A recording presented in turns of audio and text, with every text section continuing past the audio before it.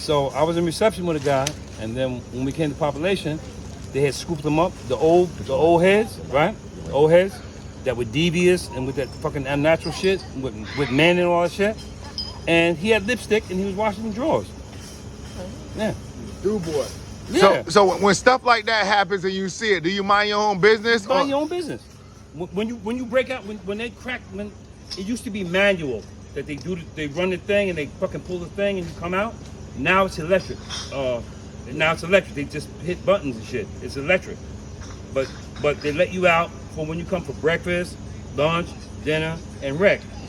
But when them cells open up, do you know in Sing Sing? You know Sing Sing is the biggest cell block in New York State? Yeah. Mm-hmm. You know how many fucking cells is on you in Sing Sing? 72 motherfucking cells, bro.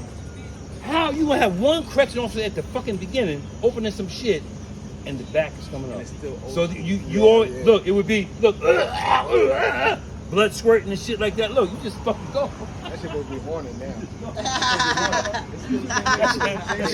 That shit ain't good.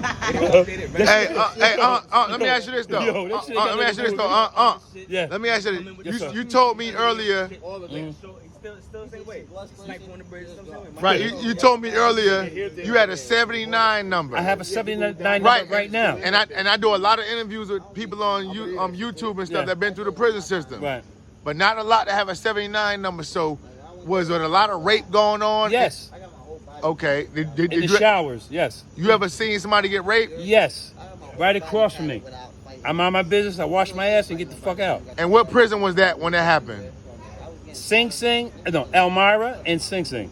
You serious? Yes, serious. So when you seen that happen, did you go to your cell and say, I need to get me a knife? No. You didn't? No. I just said to myself to stay away from that type of fucking activity. That's it. All right then. Okay. So how'd you avoid all of that? Because I was an educator. Guys looked up to me in prison, bro. I don't mean to say it like that. Yeah. All the educators. So basically you were smart when you went to prison? No. What it was, I got arrested and I was in 11th grade. And for the schooling that I had, I carried over and I got my GED, associates, and then I got a bachelor's that I started in prison and I finished when I got out. My bachelor's is from Dobbs Ferry Mercy College. Okay. And didn't your sister go to Pace University? Who? Gloria. Did she go to Pace? She did some schooling. I forget the colleges that she went. Have you ever been beat up by the guards? Yes. Talk about it. When? What prison you was at? I sold weed, right? So I was on the hot list, and they couldn't catch me, right? Because I would always stash and tuck and do whatever can get me, right?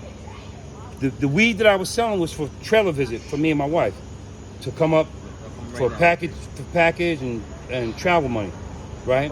And she was innocent because she didn't do no drugs, she didn't get high, nothing like that. But when they roll on you and they crack your cell, they fuck you up. How did they find out you had it though? Because it's snitches. But you never found out exactly who told on you. No, but there's a common law in prison. Like when I came back from the visit, when my gallery knew that I came back from the visit, I pushed my balloons out, I cracked my balloons, I put them on the fucking thing, I spread, I made sugar bags, and the dudes that was on keep lock, I would always send them. Everybody that was on keep lock, and they loved me. The dope boys and the coke boys didn't give them shit, right? And then when the police used to raid, ain't nobody said, hooty-hoo, or whatever the fuck, like, bajando, whatever. They wouldn't say nothing. They just let them roll and say good for them because they came back from the visit and they didn't give up a dope bag. A New York City $10 dope bag goes in prison from Sing Sing up to Clinton to Attica for anywhere from $25 to fucking $50. And all the Irish and Italian boys buy all the dope up. Every fucking jail you go in. I can dig it. Let me ask you a question because I know a lot of my viewers, a lot of my subscribers gonna want to know. Mm-hmm. You did 24 years in prison, right? Mm-hmm. How did you manage to only get in 3 altercations? Because I was an educator and I stayed on the low because I was selling drugs. And that's what I'm saying. So when you selling drugs, I thought that would bring more violence towards you. No, because if you a hustler, I was hustling for me and my wife to have trailer visit. I wasn't hustling for anybody else or whatever. Okay, I can dig that. So look, finna close this little section right here, but you say you got in 3 altercations. Do you remember your first altercation when you came in prison? Yes, I do. How old were you and what prison was you at? I was 19, I was in Elmira, and the Spanish boy spit at me on the basketball court, and I knocked him out. That was the first one. The second one was from a boy named Bell, that was from upstate New York, from fucking wherever he was, and it was on the basketball court because I played a lot of ball. I played ball, right? And he disrespected me, and he told me to, excuse me, because there's a woman here, suck his do. Right. So when we got to the cell block, I went right in front of his cell and waited for him. I said, well, tell me that now. And then boom, knocked him out. All right, so boom, so you had a one-hitter quitter, basically. yeah. Keep on talking. How about the third altercation? Third altercation was with a correction officer. For real? Yeah. Yeah. Let me ask you this though, man. So what if you wouldn't have knocked them out? Would you have had problems after that? Sure. Okay. Because there's retaliation.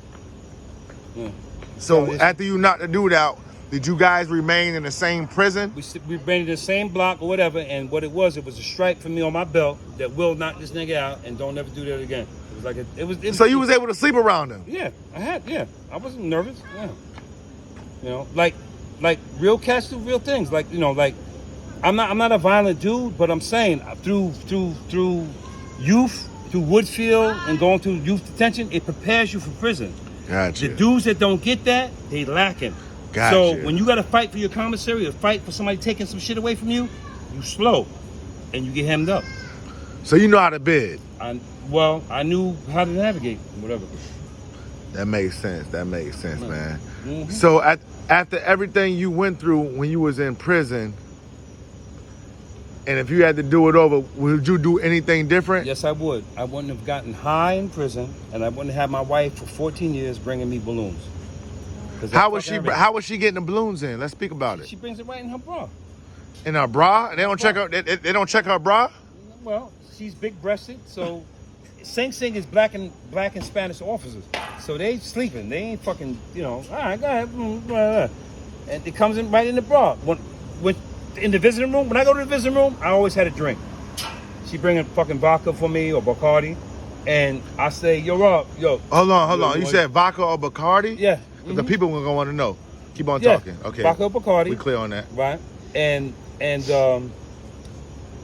would come right in, you know, and we'd be at the back visiting tables in the visiting room, which sex goes on in the visiting rooms and all that stuff like that. And I say, yo, Rob, you want a drink? You say, yeah, give me a cup. Boom, serve him a drink. Yeah. You serious? Yeah. So was the guards like much lax back then? Was they? They don't, unless you fighting or just being disturbing or something like that, they ain't paying attention to shit. Oh, here's a heavy hitter that I knew. That was my man. Watch it. Ivan. You know about Ivan? I never heard of him. Never. Do your research. Ivan. Come out of Harlem. IVAN? IVAN. So I was around him and some other heavy hitters, but you know, they were borough boys, so you know, they grew up different. I grew up in the suburbs right here. I grew up down here. That's I right. grew up fucking down on off of Maranic Avenue. That's right. I didn't come touting and being somebody that I wasn't, but I was tough. You ever met Born Son? 5%? Yeah. Yeah. I knew all the 5%. I'm with the 5% right now. Big Okay. life, which they know. Okay. Thomas Gotcha. McCormick. Yeah. Was you cool with some Latin kings or no? From the top to the bottom, yeah. Mm-hmm. So Because I was neutral and I was a grievance man. I disputed things sometimes. I was a grievance man that could go on a block that if you wasn't about your business, you get shitted down. They could take a bucket of shit and throw it on you to get you off the gallery. Damn. Because you're not taking care of your business. You're not resolving any of the disputes. You went to the visit, your wife brought you some fucking pound cake, whatever, and one of the fucking people in the visiting room, package room, did some shit and you didn't get it. You filed a grievance with me, and then we get to the bottom of it. But if you don't get to the bottom of it, they'll shit you down, man. So you was basically like a jailhouse lawyer? Nah, I'll just say that the guys that raised me were from the Attica era. Okay. Yeah, from the Attica era for our rights. Say no more, man. Hey, part 2, man. Make sure you hit the like and subscribe button, man. I appreciate everybody tuning in. Peace out. William Garland. Yeah. Peace. Yeah.